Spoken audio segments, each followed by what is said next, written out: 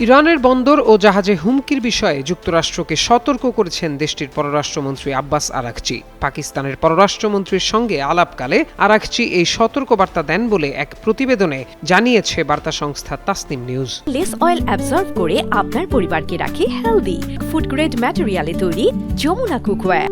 আব্বাস বলেন, ওয়াশিংটনের অযৌক্তিক দাবির পাশাপাশি ইরানের বন্দর ও জাহাজে হুমকি দেওয়ার বিষয়টি যুদ্ধবিরতি নিয়ে যুক্তরাষ্ট্রের সদিচ্ছার অভাবের লক্ষণ। তাসনিমের প্রতিবেদন অনুযায়ী ইরানের এই পররাষ্ট্রমন্ত্রী আরও বলেন, ইরানের জাতীয় স্বার্থ ও নিরাপত্তা রক্ষায় তেহরান তার সবটুকু সক্ষমতা কাজে লাগাবে। এর আগে হরমুজ প্রণালীতে একটি ইরানি পতাকাবাহী জাহাজ আটক করার দাবি করেছেন যুক্তরাষ্ট্রের প্রেসিডেন্ট ডোনাল্ড ট্রাম্প। সামাজিক যোগাযোগ মাধ্যম ট্রুথ সোশ্যালে দেয়া এক পোস্টে তিনি জানান, অবরোধ অমান্য করে প্রবেশের চেষ্টা করলে জাহাজটিকে হেফাজতে নেয় মার্কিন নৌবাহিনী।